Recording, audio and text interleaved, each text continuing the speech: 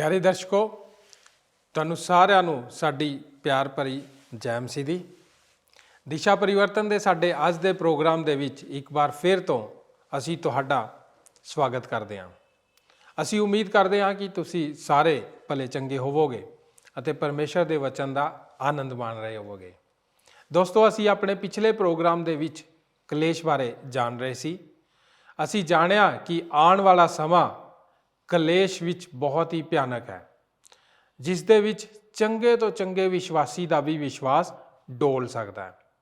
ਪਰ ਅਸਲ ਦੇ ਵਿੱਚ ਇਹ ਪਰਮੇਸ਼ਰ ਦਾ ਕ੍ਰੋਧ ਹੈ ਯਹੂਦੀਆਂ ਦੇ ਲਈ ਅਤੇ ਉਹਨਾਂ ਲੋਕਾਂ ਦੇ ਖਿਲਾਫ ਜਿਨ੍ਹਾਂ ਨੇ ਯਿਸੂ ਜੀ ਦਾ ਇਨਕਾਰ ਕੀਤਾ ਅਤੇ ਉਸ ਦੇ ਉੱਤੇ ਵਿਸ਼ਵਾਸ ਨਹੀਂ ਕੀਤਾ। ਅਸੀਂ ਇਹ ਵੀ ਜਾਣਿਆ ਕਿ ਇਹ ਕਲੇਸ਼ ਭਵਿੱਖ ਦੀ ਗੱਲ ਹੈ ਅਤੇ ਉਦੋਂ ਤੱਕ ਨਹੀਂ ਵਾਪਰੇਗਾ ਜਦੋਂ ਤੱਕ ਕਿ ਕਲੀਸਿਆ ਸਵਰਗ ਦੇ ਵਿੱਚ ਉਠਾਈ ਨਹੀਂ ਜਾਂਦੀ ਅਤੇ ਮਸੀਹ ਵਿਰੋਧੀ ਪ੍ਰਗਟ ਨਹੀਂ ਹੋ ਜਾਂਦਾ। ਦੋਸਤੋ, ਸਾਡੇ ਅੱਜ ਦੇ ਪ੍ਰੋਗਰਾਮ ਦੇ ਵਿੱਚ ਅਸੀਂ ਪਿਛਲੇ ਪ੍ਰੋਗਰਾਮ ਦੇ ਹਿੱਸੇ ਦੇ ਉੱਤੇ ਆਪਣੇ ਅਧਿਐਨ ਨੂੰ ਜਾਰੀ ਰੱਖਾਂਗੇ। ਅੱਜ ਅਸੀਂ ਕਲੀਸਿਆ ਦੇ ਬਾਰੇ ਕੁਝ ਹੋਰ ਜਾਣਾਂਗੇ। ਅੱਜ ਅਸੀਂ ਸੱਚੀ ਕਲੀਸਿਆ ਦੇ ਬਾਰੇ ਜਾਣਾਂਗੇ। ਪ੍ਰਕਾਸ਼ ਦੀ ਪੋਥੀ ਦੇ 3 ਅਧਿਆਏ ਦੇ ਵਿੱਚ 7 ਤਰ੍ਹਾਂ ਦੀਆਂ ਕਲੀਸਿਆਵਾਂ ਦਾ ਜ਼ਿਕਰ ਹੈ। ਤਾਂ ਦੋਸਤੋ, ਆਓ ਬਿਨਾਂ ਸਮਾਂ ਗਵਾਏ ਆਪਣੇ ਪ੍ਰੋਗਰਾਮ ਦੀ ਸ਼ੁਰੂਆਤ ਕਰਦੇ ਹਾਂ। ਪਰ ਇਸ ਤੋਂ ਪਹਿਲਾਂ ਕਿ ਅਸੀਂ ਆਪਣੇ ਪ੍ਰੋਗਰਾਮ ਦੇ ਵਿੱਚ ਅੱਗੇ ਵਧੀਏ, ਆਓ ਆਪਣੇ ਮਨਾਂ ਨੂੰ ਪਰਮੇਸ਼ਰ ਦੇ ਵਚਨ ਦੇ ਲਈ ਤਿਆਰ ਕਰੀਏ। ਉਸ ਦੇ ਲਈ ਸੁਣਦੇ ਹਾਂ ਇਹ ਮਸੀਹੀ ਭਜਨ।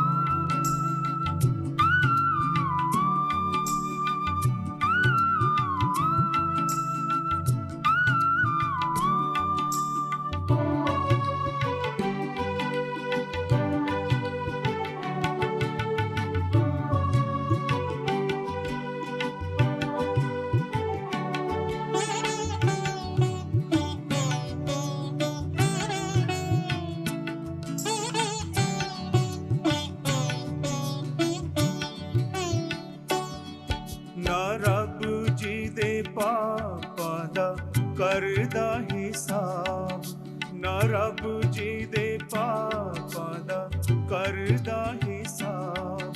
ਉਹ ਤਨ ਹੈ ਕਿ ਦਿਲ ਉਹਦਾ ਨਹੀਂ ਖਰਾਬ। ਉਹ ਤਨ ਹੈ ਕਿ ਦਿਲ ਉਹਦਾ ਨਹੀਂ ਖਰਾਬ।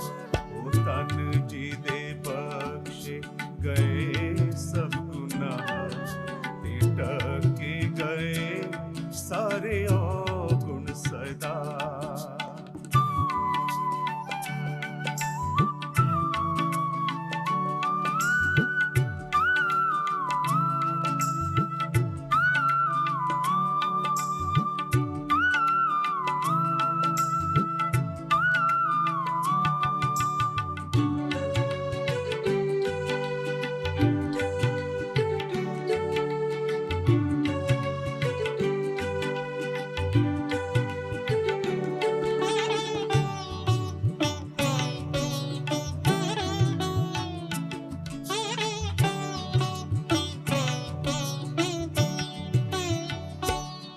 मैं जद चुप रहा तद मेरी हड्डियां, मैं जद चुप रहा तद मेरी हड्डियां कराहते होए सारा दिन खुल गया, कराहते हुए सारा दिन खुल गया। ਤਨ ਜੀ ਦੇ ਬਖਸ਼ੇ ਗਏ ਸਭ ਗੁਨਾਹ ਤੇ ਢਕੇ ਗਏ ਸਾਰੇ ਔਗੁਣ ਸਦਾ।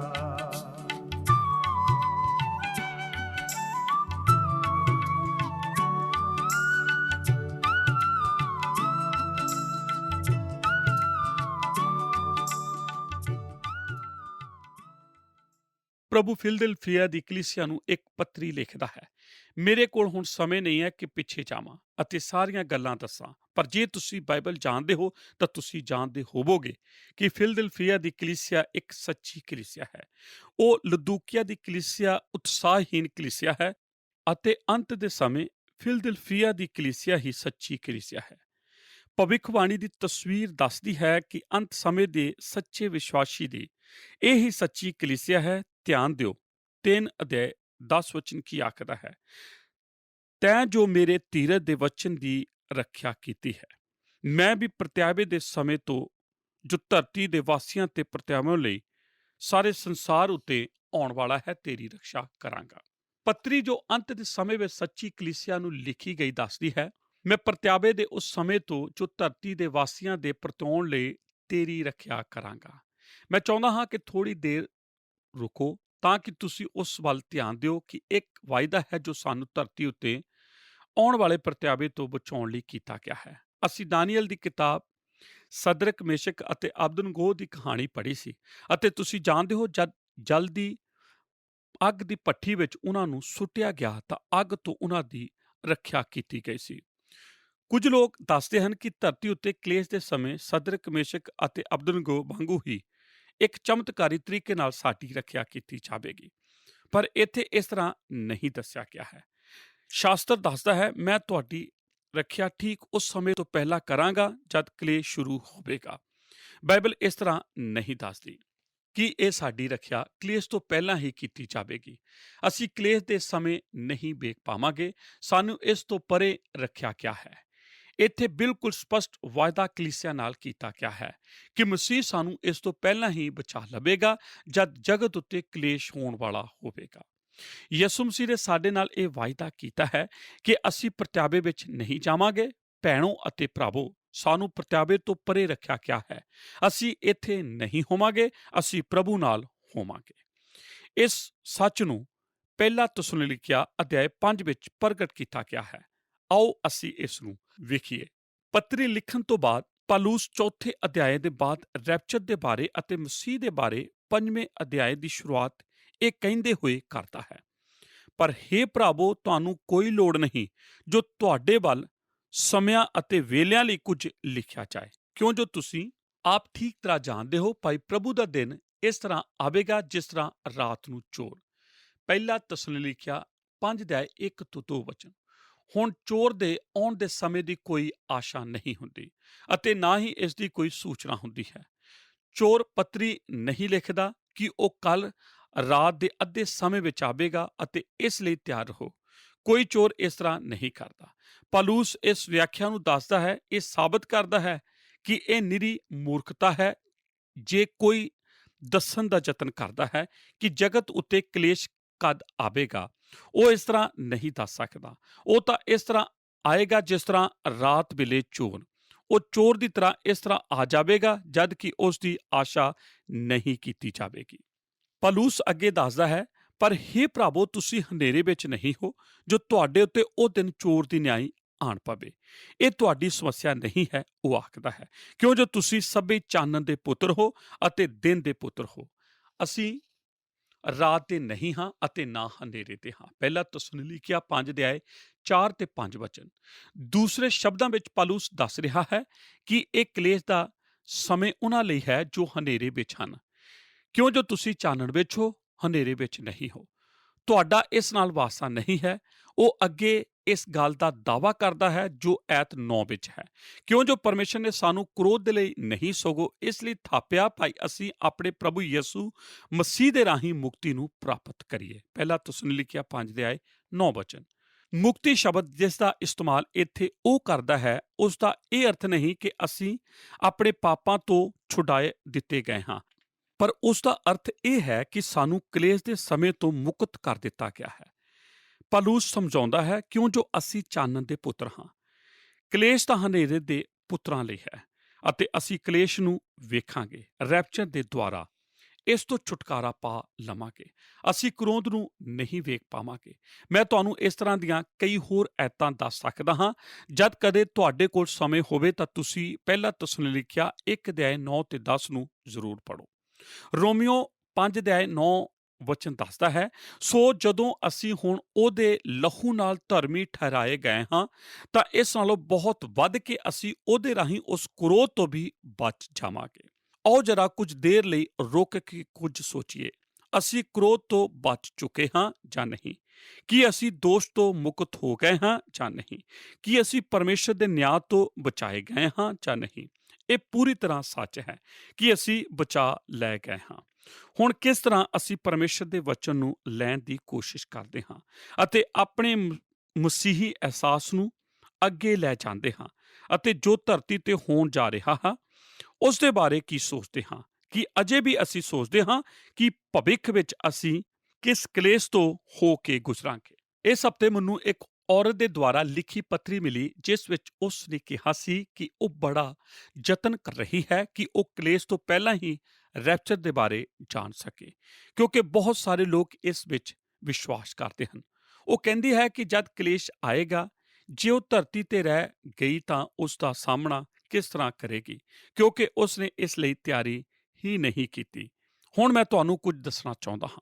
ਮੈਂ ਵਿਸ਼ਵਾਸ ਕਰਦਾ ਹਾਂ ਕਿ ਇਹ ਇੱਕ ਗੰਭੀਰ ਪ੍ਰਸ਼ਨ ਹੈ, ਪਰ ਮੇਰੇ ਭੈਣੋ ਭਰਾਵੋ, ਕੀ ਤੁਸੀਂ ਜਾਣਦੇ ਹੋ ਕਿ ਪੂਰੇ ਨਵੇਂ ਨੇਮ ਵਿੱਚ ਇੱਕ ਵੀ ਐਸੀ ਲਿਖਤ ਨਹੀਂ ਜੋ ਮਸੀਹ ਲੋਕਾਂ ਨੂੰ ਆਉਣ ਵਾਲੇ ਕਲੇਸ਼ ਬਾਰੇ ਚੇਤਾਵਨੀ ਦੇਵੇ ਜਾਂ ਉਹਨਾਂ ਨੂੰ ਆਖੇ ਕਿ ਇਸ ਕਲੇਸ਼ ਦਾ ਸਾਹਮਣਾ ਕਰਨ ਲਈ ਤਿਆਰ ਰਹੇ? ਇੱਕ ਵੀ ਲਿਖਤ ਨਹੀਂ ਹੈ।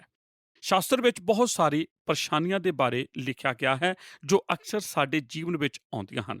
ਸ਼ਾਸਤਰ ਵਿੱਚ ਪਰਮੇਸ਼ਰ ਸਾਨੂੰ ਚੇਤਾਵਨੀ ਦਿੰਦਾ ਹੈ ਕਿ ਅਸੀਂ ਝੂਠੇ ਸਿਕਸ਼ਕ ਅਤੇ ਝੂਠੇ ਨਬੀਆਂ ਤੋਂ ਸਾਵਧਾਨ ਰਹੀਏ ਅਤੇ ਸਾਨੂੰ ਆਉਣ ਵਾਲੇ ਕਲੇਸ਼ ਦੇ ਬਾਰੇ ਵੀ ਸਾਵਧਾਨ ਰਹਿਣ ਲਈ ਆਖ ਦਿੰਦੇ ਹਨ, ਜੋ ਉਹ ਜਾਣਦੇ ਕਿ ਅਸੀਂ ਵੀ ਇਸ ਕਲੇਸ਼ ਵਿੱਚ ਹੋ ਕੇ ਗੁਜ਼ਰਾਂਗੇ। ਪਰਮੇਸ਼ਰ ਨੇ ਇਹ ਬਾਈਬਲ ਸਾਨੂੰ ਇਸ ਲਈ ਦਿੱਤੀ ਹੈ ਕਿ ਆਉਣ ਵਾਲੇ ਸਮੇਂ ਲਈ ਅਸੀਂ ਤਿਆਰੀ ਕਿਸ ਤਰ੍ਹਾਂ ਕਰਨੀ ਹੈ, ਪਰ ਇਸ ਵਿੱਚ ਕਲੇਸ਼ ਦਾ ਸਾਹਮਣਾ ਕਰਨ ਦੀ ਤਿਆਰੀ ਬਾਰੇ ਕੁਝ ਨਹੀਂ ਲਿਖਿਆ।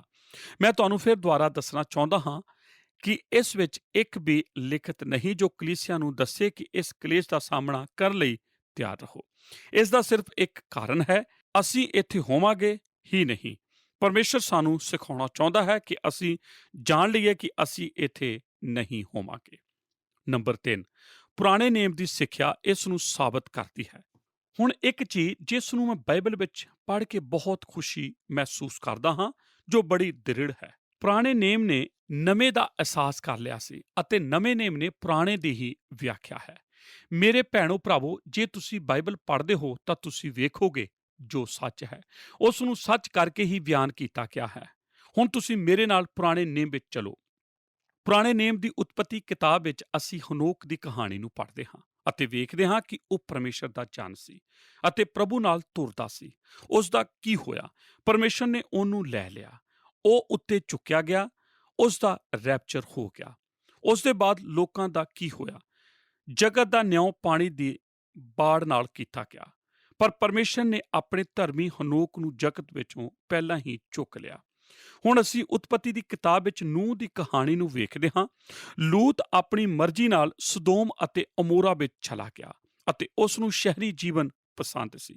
ਅਸੀਂ ਵੇਖਦੇ ਹਾਂ ਕਿ ਉਹ ਇੱਕ ਦਿਨ ਬੂਹੇ ਵਿੱਚ ਬੈਠਾ ਸੀ। ਤਦ ਇੱਕ ਦਿਨ ਉਸ ਨੂੰ ਪਰਮੇਸ਼ਰ ਨੇ ਆਖਿਆ, ਮੈਂ ਸਦੋਮ ਅਤੇ ਅਮੋਰਾ ਦਾ ਨਿਆਂ ਕਰਨ ਜਾ ਰਿਹਾ ਹਾਂ ਅਤੇ ਮੈਂ ਉਹਨਾਂ ਲੋਕਾਂ ਨੂੰ ਉਹਨਾਂ ਦੀ ਬੁਰਾਈ ਦਾ ਦੰਡ ਦੇਣ ਜਾ ਰਿਹਾ ਹਾਂ, ਇਸ ਲਈ ਕਿ ਉਹਨਾਂ ਦੀ ਬੁਰਾਈ ਉਸ ਵੇਲੇ ਸਭ ਸ਼ਹਿਰ ਤੋਂ ਵੱਧ ਹੋ ਗਈ ਹੈ। ਜਰਾ ਧਿਆਨ ਨਾਲ ਸੋਚੋ ਕਿ ਪਰਮੇਸ਼ਰ ਨੇ ਪਹਿਲਾਂ ਕੀ ਕੀਤਾ। ਪਰਮੇਸ਼ਰ ਨੇ ਲੂਤ ਨੂੰ ਉੱਥੋਂ ਕੱਢ ਲਿਆ। ਕੀ ਉਸ ਨੇ ਨਹੀਂ ਕੱਢਿਆ? ਤੁਸੀਂ ਜਾਣਦੇ ਹੋ ਕਿ ਬਾਈਬਲ ਲੂਤ ਦੇ ਬਾਰੇ ਇੱਕ ਵਾਰ ਫਿਰ ਦੂਜੇ ਪਤਰਸ ਵਿੱਚ ਕੀ ਆਖਦੀ ਹੈ। ਲੂਤ ਕੋਈ ਬਹੁਤ ਅੱਛਾ ਇਨਸਾਨ ਨਹੀਂ ਸੀ, ਉਹ ਪੂਰੀ ਤਰ੍ਹਾਂ ਸੰਸਾਰਿਕ ਸੀ। ਉਸ ਨੇ ਆਪਣੇ ਆਪ ਨੂੰ ਖੁਦ ਮੁਸੀਬਤਾਂ ਵਿੱਚ ਪਾਇਆ, ਪਰ ਅਸੀਂ ਦੂਸਰਾ ਪਤਰਸ 2 ਅਧਿਆਇ 6 ਤੇ 9 ਵਿੱਚ ਵੇਖਦੇ ਹਾਂ ਕਿ ਪਰਮੇਸ਼ਰ ਉਸ ਮਨੁੱਖ ਦੀ ਪ੍ਰਸ਼ੰਸਾ ਕਰਦਾ ਹੈ। ਸਦੋਮ ਅਤੇ ਅਮੋਰਾ ਦੇ ਨਗਰਾਂ ਨੂੰ ਸੁਆਹ ਕਰਕੇ ਢਾਹ ਸੁੱਟਣ ਦਾ ਹੁਕਮ ਦਿੱਤਾ ਅਤੇ ਉਹਨਾਂ ਨੂੰ ਉਹਦੇ ਪਿੱਛੋਂ ਦੇ ਕੁਧਰਮੀਆਂ ਲਈ ਇੱਕ ਨਮੂਨਾ ਠਹਿਰਾ ਛੱਡਿਆ ਅਤੇ ਲੂਤ ਨੂੰ, ਜਿਹੜਾ ਧਰਮੀ ਸੀ ਅਤੇ ਦੁਸ਼ਟਾਂ ਦੇ ਲੁੱਚੇਪਨ ਦੀ ਚਾਲ ਤੋਂ ਦੁਖੀ ਹੁੰਦਾ ਸੀ, ਬਚਾ ਲਿਆ। ਪ੍ਰਭੂ ਭਗਤਾਂ ਨੂੰ ਪ੍ਰਤਾਵੇ ਵਿੱਚੋਂ ਕੱਢਣਾ ਅਤੇ ਕੁਧਰਮੀਆਂ ਨੂੰ ਨਿਆਂ ਦੇ ਦਿਨ ਤੱਕ ਸਜ਼ਾ ਹੇਠਾਂ ਰੱਖਣਾ ਚਾਹੁੰਦਾ ਹੈ। ਮੈਂ ਸੋਚਦਾ ਹਾਂ ਲੂਤ ਇੱਕ ਬੁਰਾ ਮਨੁੱਖ ਸੀ। ਨਹੀਂ, ਬਾਈਬਲ ਦੱਸਦੀ ਹੈ ਕਿ ਪਰਮੇਸ਼ਰ ਦੇ ਵਿਚਾਰਾਂ ਵਿੱਚ ਉਹ ਇੱਕ ਠੀਕ ਮਨੁੱਖ ਸੀ। ਉਹ ਬੁਰੇ ਲੋਕਾਂ ਦੇ ਭ੍ਰਸ਼ਟ ਕੰਮਾਂ ਤੋਂ ਘਬਰਾਇਆ ਹੋਇਆ ਸੀ। ਬਾਈਬਲ ਦੱਸਦੀ ਹੈ ਉਸ ਸ਼ਹਿਰ ਵਿੱਚ ਉਹ ਹੀ ਠੀਕ ਮਨੁੱਖ ਸੀ। ਪਰਮੇਸ਼ਰ ਨੇ ਕੀ ਕੀਤਾ? ਉਹ ਉੱਥੇ ਗਿਆ ਅਤੇ ਉਸਨੇ ਲੂਤ ਨੂੰ ਉੱਥੋਂ ਕੱਢ ਲਿਆ ਅਤੇ ਬਾਕੀ ਲੋਕਾਂ ਦਾ ਨਿਆਂ ਕੀਤਾ। ਜਦ ਮੈਂ ਸ਼ਾਸਤਰ ਵਿੱਚ ਲੂਤ ਦੀ ਕਹਾਣੀ ਪੜ੍ਹ ਰਿਹਾ ਸੀ ਤਾਂ ਮੈਂ ਇੱਕ ਐਤ ਵੱਲ ਵੇਖਿਆ ਅਤੇ ਮੇਰੇ ਮਨ ਵਿੱਚ ਇੱਕ ਵਿਚਾਰ ਆਇਆ ਅਤੇ ਮੈਂ ਚਾਹੁੰਦਾ ਹਾਂ ਕਿ ਹੁਣ ਤੁਸੀਂ ਮੇਰੇ ਨਾਲ ਉਤਪਤੀ ਦੀ ਕਿਤਾਬ ਦਾ ਅਧਿਆਇ 19 ਵੇਖੋ। ਇੱਥੇ ਉਹ ਕਹਾਣੀ ਹੈ ਜਿਸ ਵਿੱਚ ਲੂਤ ਨੂੰ ਸ਼ਹਿਰ ਵਿੱਚੋਂ ਬਾਹਰ ਕੱਢ ਲਿਆ ਗਿਆ। ਅਸੀਂ ਐਤ 15 ਤੋਂ ਪੜ੍ਹਨਾ ਸ਼ੁਰੂ ਕਰਦੇ ਹਾਂ। ਠੀਕ ਹੈ। ਜਦ ਸਵੇਰ ਹੋਇਆ ਤਾਂ ਉਹਨਾਂ ਦੂਤਾਂ ਨੇ ਲੂਤ ਤੋਂ ਛੇਤੀ ਕਰਾਈ ਕਿ ਉੱਠ, ਆਪਣੀ ਤੀਵੀਂ ਅਤੇ ਦੋਹਾਂ ਧੀਆਂ ਨੂੰ ਜਿਹੜੀਆਂ ਇੱਥੇ ਹਨ ਲੈ ਜਾ। ਅਜਿਹਾ ਨਾ ਹੋਵੇ ਕਿ ਤੂੰ ਨਗਰ ਦੇ ਅਪਰਾਧ ਵਿੱਚ ਨਿੱਘਰ ਜਾਵੇ। ਜਦ ਉਹ ਢਿੱਲ ਕਰ ਰਿਹਾ ਸੀ ਤਾਂ ਉਹਨਾਂ ਮਨੁੱਖਾਂ ਨੇ ਯਹੋਵਾ ਦੀ ਕਿਰਪਾ ਦੇ ਕਾਰਨ ਜੋ ਉਸ ਉੱਤੇ ਹੋਈ ਸੀ, ਉਹਦੇ ਹੱਥ ਔਰ ਉਹਦੀ ਤੀਵੀਂ ਦੇ ਹੱਥ ਔਰ ਉਹਦੀਆਂ ਧੀਆਂ ਦੇ ਹੱਥਾਂ ਨੂੰ ਫੜ ਕੇ ਉਹਨਾਂ ਨੂੰ ਬਾਹਰ ਪਹੁੰਚਾ ਦਿੱਤਾ। ਤੇ ਐਂ ਹੋਇਆ, ਜਦ ਉਹ ਉਹਨਾਂ ਨੂੰ ਬਾਹਰ ਲੈ ਆਏ ਤਾਂ ਉਸ ਨੇ ਆਖਿਆ, ਆਪਣੀ ਜਾਨ ਲੈ ਕੇ ਭੱਜ ਜਾ, ਆਪਣੇ ਪਿੱਛੇ ਨਾ ਵੇਖੀ ਔਰ ਸਾਰੇ ਦੂਣ ਵਿੱਚ ਕਿਤੇ ਨਾ ਠਹਿਰੀ, ਪਹਾੜ ਨੂੰ ਭੱਜ ਜਾ। ਅਜਿਹਾ ਨਾ ਹੋਵੇ ਕਿ ਤੂੰ ਭਸਮ ਹੋ ਜਾਵੇ। ਪਰ ਲੂਤ ਨੇ ਉਹਨਾਂ ਨੂੰ ਆਖਿਆ, ਹੇ ਮੇਰੇ ਪ੍ਰਭੂਓ, ਅਜਿਹਾ ਨਾ ਕਰਨਾ। ਵੇਖੋ, ਤੁਹਾਡੇ ਦਾਸ ਉੱਤੇ ਤੁਹਾਡੀ ਕਿਰਪਾ ਦੀ ਨਿਗਾਹ ਹੋਈ ਹੈ ਔਰ ਤੁਸਾਂ ਆਪਣੀ ਦਇਆ ਨੂੰ, ਜੋ ਮੇਰੀ ਜਾਨ ਨੂੰ ਜਿਉਂਦੇ ਰੱਖਣ ਲਈ ਮੇਰੇ ਉੱਤੇ ਕੀਤੀ, ਵਧਾਇਆ ਹੈ। ਪਰ ਮੈਂ ਪਹਾੜ ਤੱਕ ਨਹੀਂ ਭੱਜ ਸਕਦਾ। ਮਤੇ ਮੇਰੇ ਉੱਤੇ ਕੋਈ ਬੁਰਾਈ ਆ ਪਵੇ ਔਰ ਮੈਂ ਮਰ ਜਾਵਾਂ। ਵੇਖੋ ਨਾ, ਇਹ ਨਗਰ ਭੱਜਣ ਲਈ ਨੇੜੇ ਹੈ ਔਰ ਇਹ ਨਿੱਕਾ ਜਿਹਾ ਵੀ ਹੈ। ਮੈਨੂੰ ਉੱਥੇ ਭੱਜ ਜਾਣ ਦਿਓ ਕਿ ਉਹ ਨਿੱਕਾ ਨਹੀਂ ਹੈ, ਸੋ ਮੇਰੀ ਜਾਨ ਜਿਉਂਦੀ ਰਹੂਗੀ। ਤਾਂ ਉਸ ਨੇ ਉਹਨੂੰ ਆਖਿਆ, ਵੇਖ, ਮੈਂ ਤੈਨੂੰ ਇਸ ਗੱਲ ਵਿੱਚ ਵੀ ਮੰਨ ਲਿਆ ਹੈ। ਮੈਂ ਇਸ ਨਗਰ ਨੂੰ ਜਿਹਦੇ ਲਈ ਤੈਂ ਗੱਲ ਕੀਤੀ ਹੈ ਨਹੀਂ ਢਾਵਾਂਗਾ। ਛੇਤੀ ਕਰ, ਉੱਥੇ ਨੂੰ ਭੱਜ, ਕਿਉਂਕਿ ਮੈਂ ਕੁਝ ਨਹੀਂ ਕਰ ਸਕਦਾ ਜਦ ਤੱਕ ਉੱਥੇ ਤੂੰ ਨਾ ਜਾਵੇਂ। ਇਸ ਲਈ ਉਸ ਨਗਰ ਦਾ ਨਿਆਂ ਸਵਾਰ ਰੱਖਿਆ ਗਿਆ। ਕੀ ਇਹ ਖਾਸ ਚੀਜ਼ ਨਹੀਂ ਹੈ? ਮੈਂ ਇਸ ਤੋਂ ਪਹਿਲਾਂ ਇਹ ਨਹੀਂ ਵੇਖਿਆ। ਪਰਮੇਸ਼ਰ ਨੇ ਆਪਣੇ ਦੂਤਾਂ ਦੇ ਰਾਹੀਂ ਆਖਿਆ, ਲੂਤ, ਤੂੰ ਇੱਥੋਂ ਬਾਹਰ ਚਲਾ ਜਾ, ਕਿਉਂਕਿ ਜਦ ਤੱਕ ਤੂੰ ਇੱਥੇ ਹੋਵੇਂਗਾ ਮੈਂ ਕੁਝ ਨਹੀਂ ਕਰ ਸਕਦਾ। ਅਤੇ ਪਰਮੇਸ਼ਰ ਪੁਰਾਣੇ ਨੇਮ ਦੇ ਐਸੇ ਤਰੀਕੇ ਨਾਲ ਸਾਨੂੰ ਵੀ ਆਖੇਗਾ, ਮੈਂ ਕੁਝ ਨਹੀਂ ਕਰ ਸਕਦਾ ਜਦ ਤੱਕ ਕਲੀਸਿਆ ਇੱਥੋਂ ਚਲੀ ਨਾ ਜਾਵੇ। ਜਦ ਕਲੀਸਿਆ ਚਲੀ ਗਈ, ਪਰਮੇਸ਼ਰ ਹੁਣ ਕਰ ਸਕਦਾ ਹੈ। ਮੈਂ ਤੁਹਾਨੂੰ ਪੁਰਾਣੇ ਨੇਮ ਵਿੱਚੋਂ ਹੋਰ ਉਦਾਹਰਨਾਂ ਦਿੰਦਾ ਹਾਂ। ਕੀ ਤੁਹਾਨੂੰ ਯਾਦ ਹੈ ਜਦ ਪਰਮੇਸ਼ਰ ਨੇ ਇਬਰਾਨੀਆਂ ਦਾ ਨਿਆਂ ਕੀਤਾ ਸੀ? ਉਹ ਮਿਸਰੀਆਂ ਦੇ ਪਲੋਠਿਆਂ ਨੂੰ ਮਾਰਨ ਜਾ ਰਿਹਾ ਸੀ। ਸਭ ਤੋਂ ਪਹਿਲਾਂ ਉਹਨੇ ਕੀ ਕੀਤਾ? ਉਹਨੇ ਆਪਣੇ ਲੋਕਾਂ ਨੂੰ ਆਖ ਦਿੱਤਾ ਸੀ ਕਿ ਉਹ ਆਪਣੇ ਦਰਵਾਜ਼ਿਆਂ ਉੱਤੇ ਲਹੂ ਲਗਾ ਲੈਣ, ਤਾਂ ਕਿ ਨਿਆਂ ਆਉਣ ਤੋਂ ਪਹਿਲਾਂ ਹੀ ਉਹ ਆਪਣਾ ਬਚਾਓ ਕਰ ਲੈਣ। ਜ਼ਰੋਹ ਦੀ ਕਹਾਣੀ ਮੇਰੇ ਮਨਪਸੰਦ ਹੈ। ਤੁਹਾਨੂੰ ਜ਼ਰੋਹ ਦੀ ਕਹਾਣੀ ਯਾਦ ਹੋਵੇਗੀ ਕਿ ਕਿਸ ਤਰ੍ਹਾਂ ਉਹਨਾਂ ਨੇ ਉਸ ਦੇ ਚਾਰੇ ਪਾਸੇ ਚੱਕਰ ਕੱਟੇ। ਉਹ ਉਸ ਸ਼ਹਿਰ ਨੂੰ ਤੋੜ ਕੇ ਨਾਸ਼ ਕਰ ਦੇਣਾ ਚਾਹੁੰਦੇ ਸਨ। ਪਰਮੇਸ਼ਰ ਨੇ ਆਪਣੇ ਧਰਮੀ ਬੰਦਿਆਂ ਵਾਸਤੇ ਇੱਕ ਧਰਮੀ ਔਰਤ ਦਾ ਇੰਤਜ਼ਾਮ ਕੀਤਾ। ਤੁਸੀਂ ਜਾਣਦੇ ਹੋ ਉਸ ਦਾ ਕੀ ਨਾਮ ਸੀ? ਰਹਾਬ। ਪਰਮੇਸ਼ਰ ਜ਼ਰੋਹ ਦਾ ਨਾਸ਼ ਤਦ ਤੱਕ ਨਹੀਂ ਕਰ ਸਕਦਾ ਸੀ ਜਦ ਤੱਕ ਉਹ ਇਹ ਨਾ ਕਰੇ। ਕੀ ਕਰਨਾ ਸੀ? ਉਸ ਨੇ ਰਹਾਬ ਨੂੰ ਤਿਆਰ ਕੀਤਾ। ਤੁਸੀਂ ਪਰਮੇਸ਼ਰ ਦੇ ਵਚਨ ਸਮਝ ਗਏ ਹੋਵੋਗੇ ਕਿ ਉਹ ਸ਼ੁਰੂ ਤੋਂ ਅੰਤ ਤੱਕ ਕਿੰਨਾ ਦ੍ਰਿੜ ਹਨ ਅਤੇ ਨਿਆਂ ਆਉਣ ਤੋਂ ਪਹਿਲਾਂ ਆਪਣੇ ਧਰਮੀ ਜਨ ਨੂੰ ਕਿਸ ਤਰ੍ਹਾਂ ਬਚਾ ਲੈਂਦਾ ਹੈ। ਇਸ ਤਰ੍ਹਾਂ ਕਿਉਂ ਹੁੰਦਾ ਹੈ? ਕਿਉਂ ਜੋ ਅਸੀਂ ਕ੍ਰੋਧ ਲਈ ਨਹੀਂ ਬਲਕਿ ਛੁਟਕਾਰਾ ਪਾਉਣ ਲਈ ਬੁਲਾਏ ਗਏ ਹਾਂ। ਜਦ ਪਰਮੇਸ਼ਰ ਨੇ ਯਿਸੂ ਨੂੰ ਸਾਡੇ ਪਾਪਾਂ ਦੀ ਸਜ਼ਾ ਲਈ ਸਾਡੇ ਬਦਲੇ ਯਿਸੂ ਨੂੰ ਸਲੀਬ ਤੇ ਖੜਾ ਕਰ ਦਿੱਤਾ ਤਾਂ ਕਿ ਉਸ ਨੇ ਪੂਰੀ ਕੀਮਤ ਅਦਾ ਕੀਤੀ। ਕੀ ਉਸ ਨੇ ਕੁਝ ਛੱਡ ਦਿੱਤਾ ਜੋ ਅਸੀਂ ਅਦਾ ਕਰੀਏ? ਕਿ ਅਸੀਂ ਕੁਝ ਅਦਾ ਕਰਨਾ ਹੈ? ਕਿਉਂ ਜੋ ਯਿਸੂ ਨੇ ਪੂਰਾ ਅਦਾ ਨਹੀਂ ਕੀਤਾ। ਯਿਸੂ ਨੇ ਸਲੀਬ ਤੇ ਜਾ ਕੇ ਆਪਣੇ ਬਲੀਦਾਨ ਦੇ ਨਾਲ ਸਾਡੇ ਪਾਪਾਂ ਦੀ ਪੂਰੀ ਕੀਮਤ ਅਦਾ ਕਰ ਦਿੱਤੀ ਹੈ। ਉਸ ਨੇ ਕੁਝ ਵੀ ਕਮੀ ਨਹੀਂ ਛੱਡੀ ਜੋ ਅਸੀਂ ਅਦਾ ਕਰਨੀ ਹੈ। ਜੇ ਪਰਮੇਸ਼ਰ ਸਾਨੂੰ ਅਜੇ ਵੀ ਕਲੇਸ਼ ਵਿੱਚ ਲਿਜਾਣਾ ਚਾਹੁੰਦਾ ਹੈ, ਜੋ ਉਸ ਦੇ ਨਿਆਂ ਕਰਕੇ ਆਉਣ ਵਾਲਾ ਹੈ, ਤਾਂ ਇਸ ਦਾ ਮਤਲਬ ਹੈ ਕਿ ਪਰਮੇਸ਼ਰ ਸੋਚਦਾ ਹੈ ਮਸੀਹ ਦਾ ਸਲੀਬ ਉੱਤੇ ਮਰਨਾ ਕਾਫੀ ਨਹੀਂ ਸੀ। ਕੁਝ ਲੋਕਾਂ ਨੇ ਮੈਨੂੰ ਪੁੱਛਿਆ, ਇਸ ਗੱਲ ਨਾਲ ਕੀ ਫਰਕ ਪੈਂਦਾ ਹੈ ਕਿ ਤੁਸੀਂ ਕਲੇਸ਼ ਤੋਂ ਪਹਿਲਾਂ, ਕਲੇਸ਼ ਦੇ ਵਿਚਕਾਰ ਜਾਂ ਕਲੇਸ਼ ਤੋਂ ਬਾਅਦ ਰੈਪਚਰ ਦੇ ਬਾਰੇ ਵਿਸ਼ਵਾਸ ਕਰੋ। ਮੈਂ ਤੁਹਾਨੂੰ ਇੱਕ ਪ੍ਰਸ਼ਨ ਪੁੱਛ ਰਿਹਾ ਹਾਂ ਕਿ ਤੁਸੀਂ ਵਿਸ਼ਵਾਸ ਕਰਦੇ ਹੋ ਕਿ ਯਿਸੂ ਮਸੀਹ ਵਾਪਸ ਆ ਰਿਹਾ ਹੈ? ਕੀ ਤੁਸੀਂ ਵਿਸ਼ਵਾਸ ਕਰਦੇ ਹੋ ਕਿ ਉਹ ਅੱਜ ਰਾਤ ਆ ਸਕਦਾ ਹੈ? ਕੀ ਤੁਹਾਨੂੰ ਪੂਰਾ ਭਰੋਸਾ ਹੈ? ਤਦ ਮੈਂ ਤੁਹਾਨੂੰ ਦੱਸਣਾ ਚਾਹੁੰਦਾ ਹਾਂ ਕਿ ਤੁਸੀਂ ਸਭ ਕਲੇਸ਼ ਦੇ ਸ਼ੁਰੂ ਹੋਣ ਤੋਂ ਪਹਿਲਾਂ ਦੇ ਵਾਸੀ ਹੋ। ਤੁਸੀਂ ਸ਼ਾਇਦ ਇਸ ਨੂੰ ਨਹੀਂ ਜਾਣਦੇ। ਤੁਸੀਂ ਜਾਣਦੇ ਹੋ ਕਿਉਂ? ਕਿਉਂਕਿ ਤੁਸੀਂ ਆਖਦੇ ਹੋ, ਤੁਸੀਂ ਯਿਸੂ ਤੇ ਭਰੋਸਾ ਕਰਦੇ ਹੋ ਕਿ ਉਹ ਅੱਜ ਰਾਤ ਵੀ ਆ ਸਕਦਾ ਹੈ। ਇਹ ਹੀ ਇੱਕ ਕਾਰਨ ਹੈ ਜੋ ਤੁਸੀਂ ਵਿਸ਼ਵਾਸ ਕਰਦੇ ਹੋ। ਭਾਵੇਂ ਤੁਸੀਂ ਸਭ ਕੁਝ ਨਹੀਂ ਜਾਣਦੇ, ਤੁਸੀਂ ਕਲੇਸ਼ ਸ਼ੁਰੂ ਹੋਣ ਤੱਕ ਹੀ ਵਾਸੀ ਹੋ। ਜੇ ਉਹ 7 ਸਾਲ ਤੱਕ ਵਾਪਸ ਆ ਕੇ ਸਾਡਾ ਰੈਪਚਰ ਨਹੀਂ ਕਰਦਾ, ਤਾਂ ਫਿਰ ਉਹ ਅੱਜ ਰਾਤ ਵੀ ਨਹੀਂ ਆ ਸਕਦਾ। ਕੀ ਆ ਸਕਦਾ ਹੈ? ਜੇ ਉਹ ਕਲੇਸ਼ ਦੇ 3.5 ਸਾਲ ਤੱਕ ਵਾਪਸ ਨਹੀਂ ਆਉਂਦਾ, ਉਹ 3.5 ਸਾਲ ਲਈ ਵਾਪਸ ਨਹੀਂ ਆ ਸਕਦਾ। ਸ਼ੁਰੂਆਤ ਤੋਂ ਹੀ ਬਾਈਬਲ ਦਾ ਸਿਰਫ ਇੱਕ ਸਿਧਾਂਤ ਇਤਿਹਾਸਿਕ ਤੌਰ ਤੇ ਸਿੱਧ ਹੋ ਚੁੱਕਾ ਹੈ। ਉਹ ਇਹ ਹੈ, ਮਸੀਹ ਦੀ ਸਮੀਪਤਾ, ਜਿਸ ਦਾ ਅਰਥ ਹੈ ਉਹ ਕਿਸੇ ਵੇਲੇ ਵੀ ਆ ਸਕਦਾ ਹੈ। ਇਹ ਇੱਕ ਕਾਰਨ ਹੈ ਜਿਸ ਕਰਕੇ ਮੈਂ ਮਜ਼ਬੂਤੀ ਨਾਲ ਵਿਸ਼ਵਾਸ ਕਰਦਾ ਹਾਂ ਕਿ ਰੈਪਚਰ ਕਲੇਸ਼ ਸ਼ੁਰੂ ਹੋਣ ਤੋਂ ਪਹਿਲਾਂ ਹੀ ਹੋ ਜਾਵੇਗਾ। ਬਾਈਬਲ ਆਪਣੇ ਸ਼ੁਰੂ ਵਿੱਚ ਸਪਸ਼ਟ ਦੱਸਦੀ ਹੈ ਕਿ ਮਸੀਹ ਲੋਕ ਆਸ਼ਾ ਨਾਲ ਮਸੀਹ ਦੇ ਆਉਣ ਦੀ ਇੰਤਜ਼ਾਰ ਕਰ ਰਹੇ ਹਨ ਅਤੇ ਵਿਸ਼ਵਾਸ ਕਰ ਰਹੇ ਹਨ ਕਿ ਉਹ ਅੱਜ ਰਾਤ ਵੀ ਆ ਸਕਦਾ ਹੈ।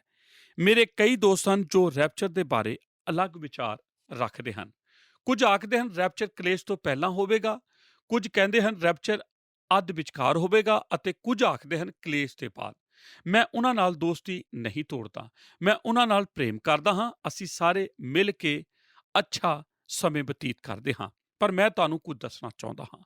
ਮੈਂ ਵਿਸ਼ਵਾਸ ਕਰਦਾ ਹਾਂ ਕਿ ਸੇਵਕਾਈ ਵਿੱਚ ਏਕਤਾ ਦੇ ਸਿਧਾਂਤ ਨੂੰ ਲਾਗੂ ਕਰਨਾ ਚਾਹੀਦਾ ਹੈ ਅਤੇ ਇਸ ਚਰਚ ਵਿੱਚ ਅਤੇ ਇਸ ਸੇਵਕਾਈ ਵਿੱਚ ਅਸੀਂ ਕਲੇਸ਼ ਤੋਂ ਪਹਿਲਾਂ ਹੋਣ ਵਾਲੇ ਰੈਪਚਰ ਵਿੱਚ ਮਜ਼ਬੂਤੀ ਨਾਲ ਵਿਸ਼ਵਾਸ ਕਰਦੇ ਹਾਂ। ਇਸ ਦਾ ਅਰਥ ਹੈ ਅਸੀਂ ਹੀ ਸਿੱਖਦੇ ਹਾਂ ਅਤੇ ਇਸ ਨੂੰ ਦੱਸਣ ਵਿੱਚ ਕੋਈ ਸ਼ਰਮ ਮਹਿਸੂਸ ਨਹੀਂ ਕਰਦੇ। ਬਾਈਬਲ ਦੱਸਦੀ ਹੈ ਉਹ ਅੱਜ ਜਾਂ ਅੱਜ ਰਾਤ ਯਿਸੂ ਮਸੀਹ ਵਾਪਸ ਆ ਸਕਦਾ ਹੈ। ਤੁਸੀਂ ਆਖ ਸਕਦੇ ਹੋ, ਪਾਸਟਰ ਜਰਮੀਆ, ਜਦ ਉਹ ਵਾਪਸ ਆਏਗਾ ਅਤੇ ਸੰਤਾਂ ਦਾ ਰੈਪਚਰ ਹੋ ਜਾਵੇਗਾ। ਮੈਂ ਜਾਣਦਾ ਹਾਂ ਇਸ ਤਰ੍ਹਾਂ ਹੀ ਹੋਵੇਗਾ ਅਤੇ ਮੈਂ ਬਚਾ ਲਿਆ ਜਾਵਾਂਗਾ। ਨਹੀਂ, ਤੁਸੀਂ ਨਹੀਂ ਬਚੋਗੇ। ਤੁਸੀਂ ਜਾਣਦੇ ਹੋ ਬਾਈਬਲ ਕੀ ਆਖਦੀ ਹੈ। ਬਾਈਬਲ 2 ਤਸਲੋਨੀਕੀਆਂ 2 ਵਿੱਚ ਦੱਸਦਾ ਹੈ ਕਿ ਉਹ ਲੋਕ ਜਿਨ੍ਹਾਂ ਨੂੰ ਇਸ ਦਇਆ ਦੇ ਯੁੱਗ ਵਿੱਚ ਸੁਸਮਾਚਾਰ ਸੁਣਨ ਦਾ ਮੌਕਾ ਮਿਲਿਆ, ਉਹ ਮੌਕਾ ਫਿਰ ਦੁਬਾਰਾ ਰੈਪਚਰ ਦੇ ਬਾਅਦ ਉਧਾਰ ਲੈਣ ਲਈ ਨਹੀਂ ਮਿਲੇਗਾ। ਇਸੇ ਅਧਿਆਇ ਵਿੱਚ ਦੱਸਿਆ ਗਿਆ ਹੈ ਕਿ ਉਹ ਜਿਨ੍ਹਾਂ ਨੇ ਸੱਚਾਈ ਨੂੰ ਸੁਣਿਆ ਪਰ ਆਪਣੇ ਮਜ਼ਬੂਤ ਭਰਮ ਦੇ ਕਾਰਨ ਸੱਚਾਈ ਤੇ ਵਿਸ਼ਵਾਸ ਨਹੀਂ ਕੀਤਾ, ਕਿਉਂ ਜੋ ਉਹਨਾਂ ਨੂੰ ਯਿਸੂ ਦੇ ਸੁਸਮਾਚਾਰ ਨੂੰ ਸਵੀਕਾਰ ਕਰਨ ਦਾ ਮੌਕਾ ਦਿੱਤਾ ਗਿਆ ਹੈ, ਪਰ ਉਹਨਾਂ ਨੇ ਇਸ ਦਾ ਇਨਕਾਰ ਕਰ ਦਿੱਤਾ। ਮੈਂ ਪਰਮੇਸ਼ਰ ਦੇ ਵਚਨ ਦੇ ਅਨੁਸਾਰ ਇਹ ਵਿਸ਼ਵਾਸ ਨਹੀਂ ਕਰਦਾ ਕਿ ਰੈਪਚਰ ਹੋਣ ਦੇ ਬਾਅਦ ਕਿਸੇ ਨੂੰ ਕੋਈ ਦੂਜਾ ਮੌਕਾ ਦਿੱਤਾ ਜਾਵੇਗਾ। ਕਲੇਸ਼ ਦੇ ਸਮੇਂ ਵਿੱਚ ਵੀ ਲੋਕ ਹੋਣਗੇ ਜੋ ਬਚਾਏ ਜਾਣਗੇ, ਪਰ ਮੈਂ ਇਹ ਵਿਸ਼ਵਾਸ ਨਹੀਂ ਕਰਦਾ ਕਿ ਕੋਈ ਉਹ ਬਚਾਇਆ ਜਾਏਗਾ ਜਿਸ ਨੇ ਇਸ ਯੁੱਗ ਵਿੱਚ ਸੁਸਮਾਚਾਰ ਸੁਣਿਆ ਹੋਵੇ। ਤੁਹਾਡੇ ਕੋਲ ਕੋਈ ਦੂਜਾ ਮੌਕਾ ਨਹੀਂ ਹੋਵੇਗਾ। ਤੁਹਾਨੂੰ ਇੱਕ ਮੌਕਾ ਦਿੱਤਾ ਗਿਆ ਹੈ ਜੋ ਹੁਣੇ ਹੀ ਹੈ। ਭਾਵੇਂ ਤੁਸੀਂ ਤਿਆਰ ਹੋ ਜਾਓ ਜਾਂ ਇਸ ਨੂੰ ਛੱਡ ਦਵੋ। ਆਮੀਨ। ਧੰਨਵਾਦ ਪਿਆਰੇ ਦਰਸ਼ਕੋ ਕਿ ਤੁਸੀਂ ਸਾਡੇ ਨਾਲ ਅੱਜ ਦੇ ਪ੍ਰੋਗਰਾਮ ਦੇ ਵਿੱਚ ਅਖੀਰ ਤੱਕ ਬਣੇ ਰਹੇ। ਦੋਸਤੋ, ਅੱਜ ਅਸੀਂ ਆਪਣੇ ਅਧਿਐਨ ਪ੍ਰੋਗਰਾਮ ਦੇ ਵਿੱਚ 7 ਪ੍ਰਕਾਰ ਦੀਆਂ ਕਲੀਸਿਆਵਾਂ ਦੇ ਬਾਰੇ ਜਾਣਿਆ। ਅਸੀਂ ਜਾਣਿਆ ਕਿ ਫਿਲਾਦੈਲਫੀਆ ਦੀ ਕਲੀਸਿਆ ਇੱਕ ਸੱਚੀ ਕਲੀਸਿਆ ਸੀ ਅਤੇ ਲਦੂਕੀਆ ਦੀ ਕਲੀਸਿਆ ਇੱਕ ਉਤਸ਼ਾਹਹੀਣ ਕਲੀਸਿਆ ਸੀ। ਭਵਿੱਖਬਾਣੀ ਦੀ ਤਸਵੀਰ ਦੱਸਦੀ ਹੈ ਕਿ ਅੰਤ ਸਮੇਂ ਦੇ ਸੱਚੇ ਵਿਸ਼ਵਾਸੀ ਦੀ ਇਹੋ ਹਕੀਕਤ ਹੈ ਕਿ ਉਹ ਫਿਲਾਦੈਲਫੀਆ ਦੀ ਕਲੀਸਿਆ ਵਾਂਗ ਇੱਕ ਸੱਚੀ ਕਲੀਸਿਆ ਦਾ ਅੰਗ ਹੈ। ਅਸੀਂ ਜਾਣਿਆ ਕਿ ਪਰਮੇਸ਼ਵਰ ਧਰਤੀ ਤੇ ਆਉਣ ਵਾਲੇ ਪਰਤਾਵਿਆਂ ਤੋਂ ਇਸ ਕਲੀਸਿਆ ਦੀ ਰੱਖਿਆ ਕਰਦਾ ਹੈ। ਅਸੀਂ ਜਾਣਿਆ ਕਿ ਸਾਡੀ ਰੱਖਿਆ ਤਾਂ ਪਹਿਲਾਂ ਹੀ ਕੀਤੀ ਜਾਏਗੀ ਅਤੇ ਅਸੀਂ ਕਲੇਸ਼ ਦੇ ਸਮੇਂ ਦੇ ਵਿੱਚ ਨਹੀਂ ਰਵਾਂਗੇ। ਅਸੀਂ ਇੱਥੇ ਬਿਲਕੁਲ ਸਪਸ਼ਟ ਵਾਅਦੇ ਨੂੰ ਵੇਖਿਆ ਕਿ ਉਹ ਸਾਨੂੰ ਇਸ ਸੰਸਾਰ ਦੇ ਕਲੇਸ਼ ਤੋਂ ਪਹਿਲਾਂ ਹੀ ਬਚਾ ਲਵੇਗਾ, ਕਿਉਂਕਿ ਸਾਨੂੰ ਉਸ ਕਲੇਸ਼ ਦੇ ਪਰਤਾਵੇ ਤੋਂ ਉਹਨੇ ਪਰੇ ਰੱਖਿਆ ਹੈ। ਅਸੀਂ ਜਾਣਿਆ ਕਿ ਪ੍ਰਭੂ ਦੇ ਆਉਣ ਦੇ ਸਮੇਂ ਨੂੰ ਕੋਈ ਨਹੀਂ ਜਾਣਦਾ, ਪਰ ਬਾਈਬਲ ਬਾਣੀ ਸਾਨੂੰ ਦੱਸਦੀ ਹੈ ਕਿ ਉਹਦਾ ਦਿਨ ਚੋਰ ਦੀ ਨਾਈ ਆਏਗਾ। ਪਰਮੇਸ਼ਵਰ ਨੇ ਸਾਨੂੰ ਕਰੋਧ ਦੇ ਲਈ ਨਹੀਂ, ਸਗੋਂ ਮਸੀਹ ਦੇ ਰਾਹੀਂ ਮੁਕਤੀ ਨੂੰ ਪ੍ਰਾਪਤ ਕਰਨੇ ਦੇ ਲਈ ਥਾਪਿਆ। ਦੋਸਤੋ, ਕੀ ਤੁਸੀਂ ਅੱਜ ਵੀ ਸੋਚਦੇ ਹੋ ਕਿ ਭਵਿੱਖ ਦੇ ਵਿੱਚ ਤੁਸੀਂ ਕਿਸ ਤਰ੍ਹਾਂ ਦੇ ਕਲੇਸ਼ ਤੋਂ ਹੋ ਕੇ ਗੁਜ਼ਰੋਗੇ? ਅਸੀਂ ਜਾਣਿਆ ਕਿ ਪਰਮੇਸ਼ਵਰ ਨੇ ਸਾਨੂੰ ਬਾਈਬਲ ਬਾਣੀ ਇਸ ਲਈ ਉਪਲਬਧ ਕਰਵਾਈ ਹੈ ਤਾਂ ਕਿ ਅਸੀਂ ਜਾਣ ਸਕੀਏ ਕਿ ਸਾਨੂੰ ਆਉਣ ਵਾਲੇ ਸਮੇਂ ਦੇ ਲਈ ਤਿਆਰੀ ਕਿਸ ਤਰ੍ਹਾਂ ਕਰਨੀ ਹੈ। ਅਸੀਂ ਜਾਣਿਆ ਕਿ ਕਲੇਸ਼ ਦਾ ਸਾਹਮਣਾ ਕਰਨ ਦੇ ਲਈ ਬਾਈਬਲ ਸਾਨੂੰ ਕੋਈ ਵੀ ਚੇਤਾਵਨੀ ਨਹੀਂ ਦਿੰਦੀ। ਇਸ ਦਾ ਇੱਕੋ ਕਾਰਨ ਹੈ ਕਿ ਅਸੀਂ ਇਸ ਧਰਤੀ ਤੇ ਹੋਵਾਂਗੇ ਹੀ ਨਹੀਂ, ਕਿਉਂਕਿ ਕਲੀਸਿਆ ਕਲੇਸ਼ ਤੋਂ ਪਹਿਲਾਂ ਹੀ ਸਵਰਗ ਵਿੱਚ ਚੁੱਕ ਲਿੱਤੀ ਜਾਏਗੀ। ਸਾਡੇ ਅੱਜ ਦੇ ਪ੍ਰੋਗਰਾਮ ਦੇ ਵਿੱਚ ਅਸੀਂ ਜਾਣਿਆ ਕਿ ਪੁਰਾਣੇ ਨੇਮ ਦੀ ਸਿੱਖਿਆ ਇਸ ਨੂੰ ਸਾਬਿਤ ਕਰਦੀ ਹੈ। ਪੁਰਾਣੇ ਨੇਮ ਦੇ ਵਿੱਚ ਹਨੋਕ ਦੀ ਕਹਾਣੀ ਇਹ ਸਾਬਿਤ ਕਰਦੀ ਹੈ ਕਿ ਉਹ ਆਪਣੇ ਜ਼ਿੰਦਗੀ ਦੇ ਵਿੱਚ ਪਰਮੇਸ਼ਰ ਦੇ ਨਾਲ ਚੱਲਦਾ ਰਿਹਾ ਅਤੇ ਇੱਕ ਦਿਨ ਉਹ ਸਵਰਗ ਦੇ ਵਿੱਚ ਉਠਾ ਲਿਆ ਗਿਆ। ਉਸ ਦੇ ਬਾਅਦ ਅਸੀਂ ਵੇਖਦੇ ਹਾਂ ਕਿ ਉਸ ਦੇ ਸਮੇਂ ਦੇ ਜਗਤ ਦੇ ਲੋਕਾਂ ਦਾ ਨਿਆਂ ਕੀਤਾ ਗਿਆ ਅਤੇ ਸਾਰਾ ਜਗਤ ਬਾੜ ਦੇ ਨਾਲ ਨਾਸ਼ ਹੋ ਗਿਆ। ਅਸੀਂ ਲੂਤ ਦੇ ਜੀਵਨ ਤੋਂ ਵੀ ਵੇਖਿਆ ਕਿ ਕਿਵੇਂ ਵਿਨਾਸ਼ ਤੋਂ ਪਹਿਲਾਂ ਉਹ ਤੇ ਉਹਦਾ ਪਰਿਵਾਰ ਸਦੋਮ ਅਤੇ ਅਮੋਰਾ ਤੋਂ ਬਾਹਰ ਕੱਢ ਲਿੱਤੇ ਗਏ। ਦੋਸਤੋ, ਉਮੀਦ ਕਰਦੇ ਹਾਂ ਕਿ ਤੁਹਾਨੂੰ ਸੰਸਾਰ ਦੇ ਆਖਰੀ ਸਮੇਂ ਦੇ ਕਲੇਸ਼ ਬਾਰੇ ਚੰਗੀ ਤਰ੍ਹਾਂ ਸਮਝ ਆ ਗਈ ਹੋਵੇਗੀ। ਮੇਰਾ ਤੁਹਾਡੇ ਅੱਗੇ ਇੱਕੋ ਸਵਾਲ ਹੈ ਕਿ ਤੁਸੀਂ ਉਸ ਕਲੀਸਿਆ ਵਾਂਗੂ ਜਾਗਰੂਕ ਹੋ ਜੋ ਕਿ ਪਰਮੇਸ਼ਵਰ ਦੀ ਨਜ਼ਰ ਦੇ ਵਿੱਚ ਸੱਚੀ ਕਹਾਂਦੀ ਹੈ? ਕੀ ਤੁਸੀਂ ਸਵਰਗ ਦੇ ਵਿੱਚ ਉਠਾਏ ਜਾਣ ਦੇ ਲਈ ਤਿਆਰ ਹੋ ਤਾਂ ਜੋ ਉਸ ਕਲੇਸ਼ ਦਾ ਸਾਹਮਣਾ ਨਾ ਕਰ ਸਕੋ ਜਿਹੜਾ ਕਿ ਇਸ ਧਰਤੀ ਦੇ ਉੱਤੇ ਵਾਪਰਨ ਵਾਲਾ ਹੈ? ਆਓ ਅਖੀਰ ਦੇ ਵਿੱਚ ਪ੍ਰਾਰਥਨਾ ਕਰਦੇ ਹਾਂ। ਸਾਡੇ ਅਨੁਗ੍ਰਹਕਾਰੀ ਦਿਆਲੂ ਪਰਮੇਸ਼ਰ ਪ੍ਰਭੂ ਯਿਸੂ ਮਸੀਹ ਜੀ ਦੇ ਨਾਮ 'ਚ ਤੁਹਾਡਾ ਧੰਨਵਾਦ ਕਰਦੇ ਪਿਤਾ ਪਰਮੇਸ਼ਰ, ਆਪਣੀ ਬਾਣੀ ਦੇ ਦੁਆਰਾ ਸਾਡੇ ਨਾਲ ਗੱਲਬਾਤ ਕਰਨ ਦੇ ਲਈ, ਸਾਨੂੰ ਬਰਕਤ ਦੇਣ ਦੇ ਲਈ, ਸਾਡੀ ਬੁੱਧੀ ਖੋਲ੍ਹਣ ਲਈ, ਭਵਿੱਖ ਦੀ ਗੱਲਾਂ ਨੂੰ ਸਿਖਾਉਣ ਲਈ ਪ੍ਰਭੂ ਤੁਹਾਡਾ ਧੰਨਵਾਦ। ਅੱਜ ਅਸੀਂ ਇਸ ਗੱਲ ਨੂੰ ਜਾਣਿਆ ਕਿ ਮਹਾਕਲੇਸ਼ ਦਾ ਸਮੇਂ ਬੇਸ਼ੱਕ ਇਸ ਧਰਤੀ ਤੇ ਆਉਣ ਵਾਲਾ ਹੈ, ਲੇਕਿਨ ਸਾਡੇ ਲਈ ਚੰਗੀ ਖਬਰ ਇਹ ਹੈ ਕਿ ਅਗਰ ਅਸੀਂ ਉਸ ਜਾਗਰੂਕ ਔਰ ਸੱਚੀ ਕਲੀਸਿਆ ਦਾ ਹਿੱਸਾ ਹਾਂ ਤਾਂ ਅਸੀਂ ਇਸ ਕਲੇਸ਼ ਤੋਂ ਪਹਿਲਾਂ ਹੀ ਸਵਰਗ ਵਿੱਚ ਉਠਾਏ ਜਾਵਾਂਗੇ। ਸਾਡੇ ਉੱਤੇ ਕੋਈ ਵੀ ਕਲੇਸ਼ ਨਹੀਂ ਪਏਗਾ। ਪਿਆਰੇ ਪਿਤਾ ਪਰਮੇਸ਼ਰ, ਸਾਡੀ ਪ੍ਰਾਰਥਨਾ ਸਾਨੂੰ ਉਸ ਕਲੀਸਿਆ ਦਾ ਹਿੱਸਾ ਬਣਾਓ, ਸਾਨੂੰ ਜਾਗਰੂਕ ਬਣਾਓ ਤਾਂ ਕਿ ਪਿਤਾ ਪਰਮੇਸ਼ਰ ਅਸੀਂ ਪ੍ਰਭੂ ਯਿਸੂ ਮਸੀਹ ਜੀ ਦੇ ਦੁਆਰਾ ਉਠਾਏ ਜਾਣ ਦੇ ਇੰਤਜ਼ਾਰ ਵਿੱਚ ਹਮੇਸ਼ਾ ਤਿਆਰ ਰਹੀਏ। ਪ੍ਰਭੂ ਯਿਸੂ ਮਸੀਹ ਜੀ ਦੇ ਨਾਮ 'ਚ ਇਸ ਪ੍ਰਾਰਥਨਾ ਨੂੰ ਮੰਗਦੇ ਹਾਂ, ਆਮੀਨ। ਅਗਲੇ ਪ੍ਰੋਗਰਾਮ ਦੇ ਵਿੱਚ ਫਿਰ ਮਿਲਦੇ ਹਾਂ। ਸਾਰਿਆਂ ਨੂੰ ਜੈ ਮਸੀਹ ਦੀ। ਕੀ ਤੁਹਾਨੂੰ ਇਹ ਪ੍ਰੋਗਰਾਮ ਪਸੰਦ ਆਇਆ? ਹੁਣੇ ਸਾਨੂੰ ਇੱਕ ਮਿਸ ਕਾਲ ਦਿਓ ਤੇ ਤੁਸੀਂ ਅਗਲੇ ਜੇਤੂ ਹੋ ਸਕਦੇ ਹੋ।